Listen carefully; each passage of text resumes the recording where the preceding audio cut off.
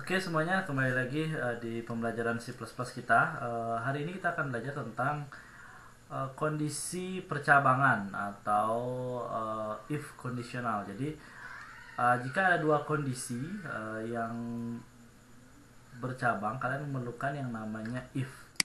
Jadi di dalam pemrograman ini sangat sering digunakan. Jadi if ini adalah sebuah function yang digunakan apabila kalian menemukan kondisi sebuah program atau aplikasi kalian membentuk percabangan atau ada kondisi yang memerlukan pemecahan di percabangan. Misalkan nih di lampu merah, paling sederhananya lampu merah ya. Jadi jika ada lampu merah maka kalian akan berhenti. Jika hijau kalian jalan, kuning kalian hati-hati, gitu. Jadi ini adalah kondisi ya. Jika kondisinya merah, ini merupakan kondisi. Terus kalau seandainya kondisinya seperti itu atau kondisinya merah, yang ini adalah pernyataan jika kondisi merah ini terpenuhi. Jadi misalkan nih kalian bilang lampu itu merah, kalau dia kondisi terpenuhi dia akan pernyataannya menjadi berhenti. Kalau tidak, dia akan ke percabangan yang mana. Contoh lainnya misalnya, jadi kondisi if itu adalah if kurung buka kondisinya dulu, kondisi seperti apa, terus kemudian kalian kurung buka pernyataan kondisi terpenuhi ini, terus kemudian kondisi tidak terpenuhi. Misal nih, jika lampu merah kondisinya adalah lampu merah. Kondisinya kalau lampunya merah berarti dia berhenti.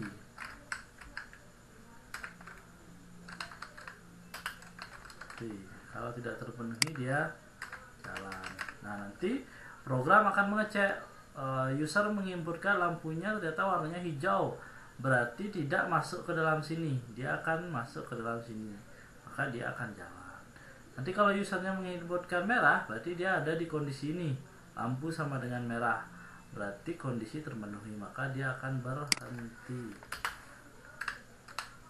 Tuh ya, jadi itu adalah kondisi. Jadi kondisi ini bisa sama dengan, atau operator ya bisa lebih dari atau kurang dari. Nah, ini misalkan dipakai jika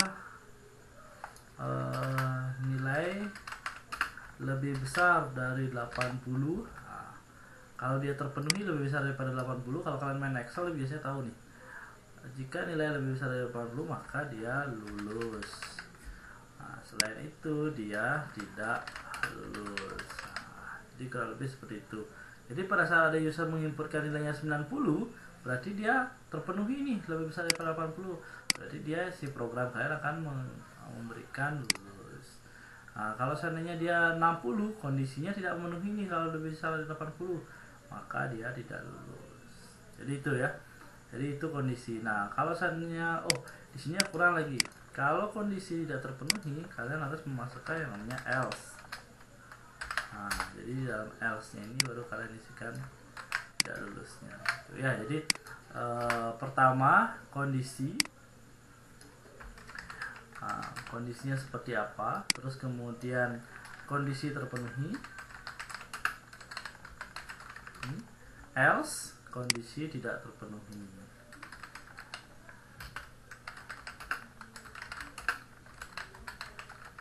Nah, jadi itu.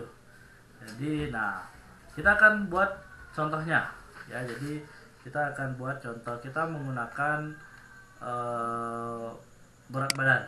Kita menggunakan berat badan INTBB atau berat badan. Nah, Terus kita minta user itu menginputkan berat badannya. Nah, masukkan berat badan Anda.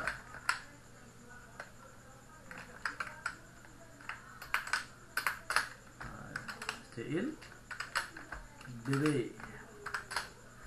Jika BB lebih besar dari 70, maka keluarkan gemuk. Cout gemuk. Atau biar lebih ini, Anda dalam kondisi gemuk. Kalau kurang tidak terpenuhi, Anda dalam kondisi ideal. Nah, sekarang kita coba. Kita save dulu ya.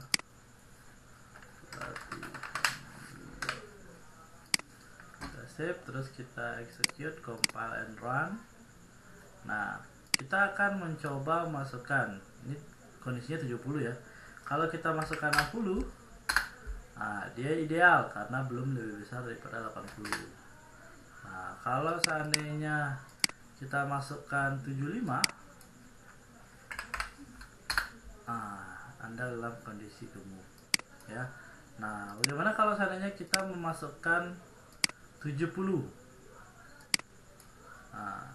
70, jadi adanya ideal. Kenapa ideal? Karena dia lebih besar daripada 70. Kalau kalian isikan lebih besar sama dengan, baru dia akan keluarnya adalah gemuk. Itu ya. Jadi itu if kondisional atau percabangan. Jadi banyak ini pasti digunakan di setiap kalian membuat sebuah aplikasi ataupun membuat sebuah jadi ini eksekusi ini bisa berupa string atau tulisan ini, atau bisa berupa juga rumus. Jadi misalkan setelah kalian dapat if-nya, baru kalian buat rumusnya bisa. Misalkan nih, jika dia berbelanja lebih dari 5, maka dia akan diskon. Nah, diskon itu kan perhitungan. Itu if-nya. Nah, kalau seandainya if lebih dari satu kondisi ya, misalkan ada kondisinya dia gemuk, ideal, dan kurus. Nah, gitu ya. Jadi kalian bisa menggunakan yang namanya else if ya. Jadi ada else if lagi ya. Jadi ada else if yang menyatakan bahwa kondisi yang lainnya, misalkan kalau dia BB nya lebih besar daripada 50, dia ideal. Kalau selain itu else dia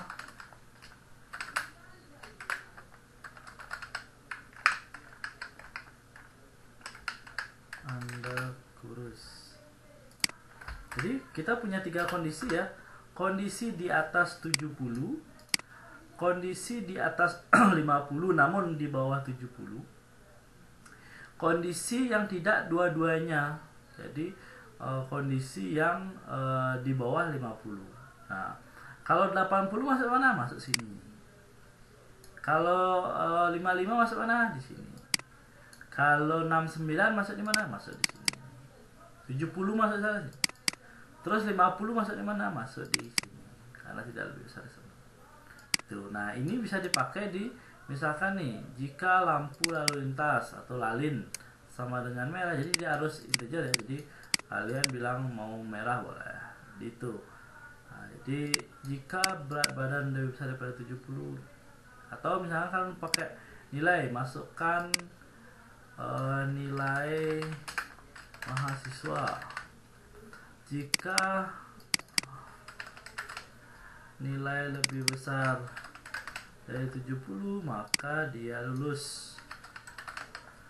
Nah, jadi lebih besar daripada 50, Anda adalah remedial.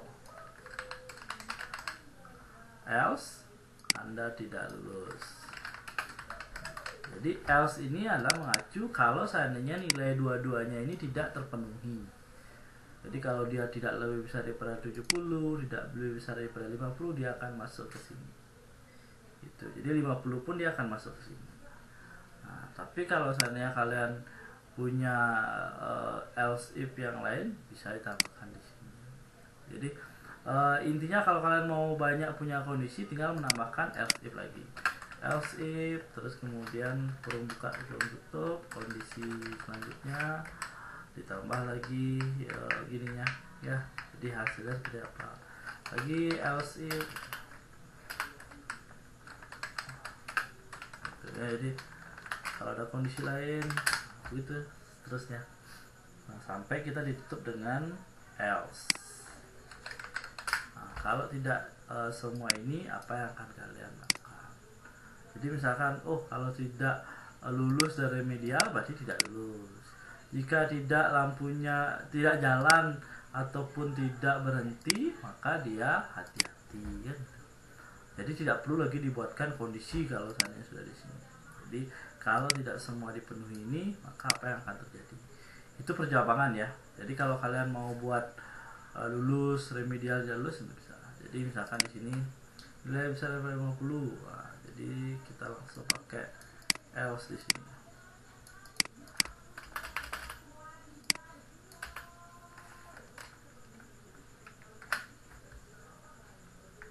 Jadi nilai karena di sini sudah cukup, kita nggak perlu else. Kita compile and run.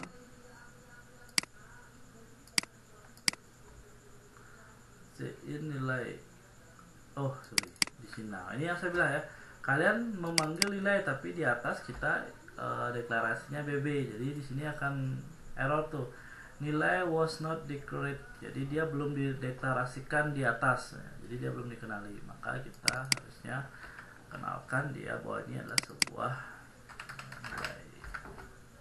Jadi pada saat kita compile and run,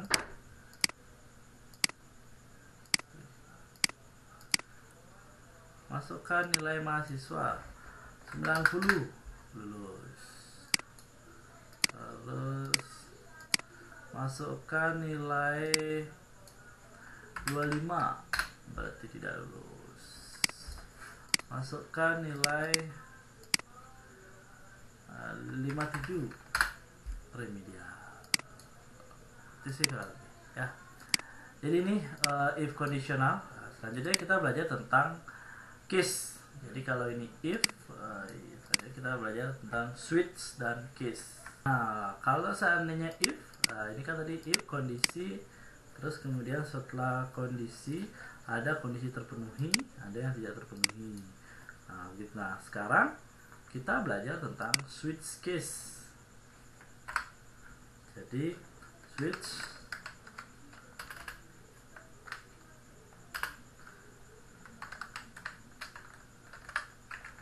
ekspresi, terus ada case kondisi pertama, dia memberikan perintah apa, terus kemudian ingat lakukan break. Terus case kondisi kedua,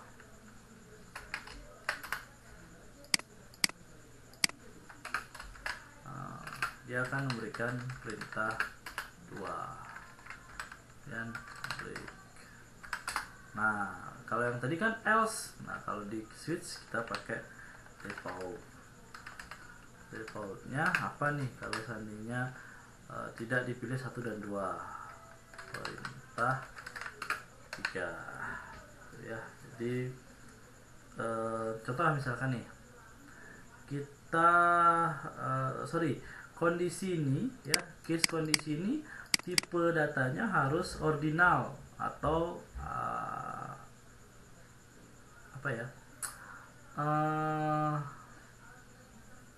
misalkan integer. Nah, jadi dia bisa case 1, case 2 gitu, atau dia karakter, case A, case B. Nah, jadi satu-satu ya. Nah, kalau case abdi gitu, tidak susah.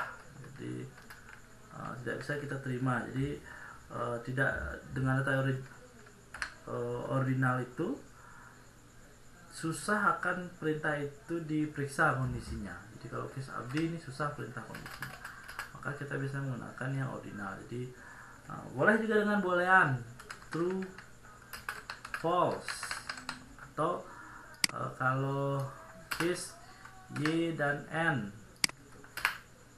kalau y misalkan dia akan ngapain, n jika kalian akan ngapain. Misalkan kalian di ATM, apakah akan Anda mengulang lagi menggunakan ATM ini? Tekan Y jika melanjutkan, tekan N jika Anda ingin keluar, misalkan. Itu bisa. Nah, kenapa perlu break? Break ini kalau seandainya satu kondisi ini terpenuhi, dia akan mengeksekusi atau menghentikan eksekusi. Jadi switch ini akan berhenti jika ada case yang terpenuhi. Jadi misalkan dia case-nya N nih, perintah 2 yang terpenuhi, maka setelah perintah 2 selesai dia akan di break, di stop. Switch-nya ini akan di stop. Kalau tidak, dia akan masuk ke case yang selanjutnya atau default. Gitu. Jadi jika semua tidak terpenuhi nih, case saat ini nggak terpenuhi nih, ini nggak terpenuhi, maka yang akan dijalankan adalah yang default, perintah 3 ya. Jadi misalkan kita mau membuat juara, atau kita mau ekspresinya juara, masukkan peringkat. Nah, jadi dia dibaca di sini juara, masukkan ke dalam variabel juara. Nah, jadi switch juara, jika dia juara 1, maka perintahnya adalah keluarkan cout selamat Anda juara 1. Terus case nya 2, cout selamat Anda juara 2. Terus kemudian kalau dia tidak dua-duanya, cout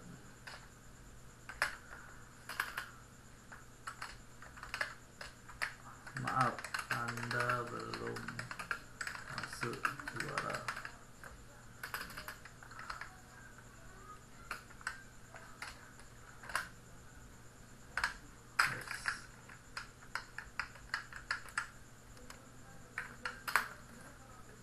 Oke, kita coba.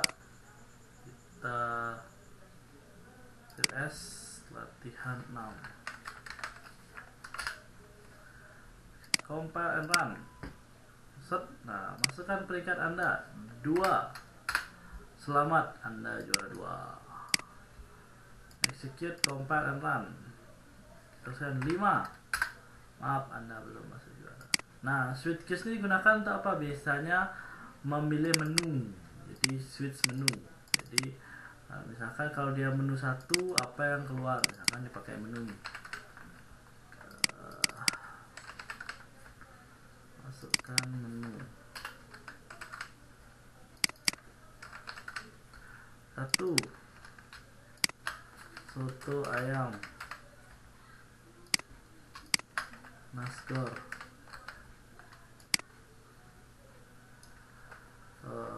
kercai. Saya pilih menu 2, nasgor ya, nasgor. Nah, itu untuk switches. Nah, jadi yang saya bilang tadi, ini harus tipenya integer. Boleh integer, boleh boolean, atau boleh karakter.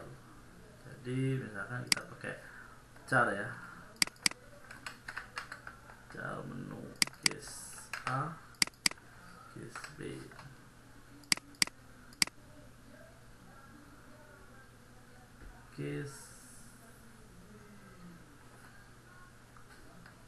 Nah, misalnya kita buat menu nih, kita menggunakan karakter, case nya A dan B. Nah, ini kurang tanda petik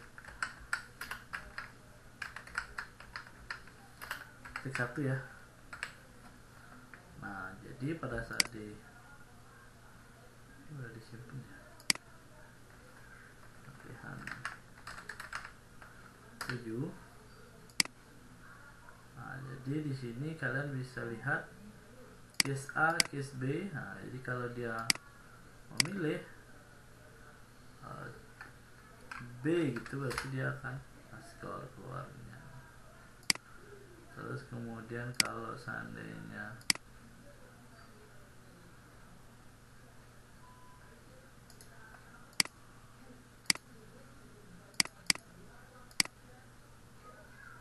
nah ini misalkan kita keluarkan A, maka dia akan keluarnya soto ayam.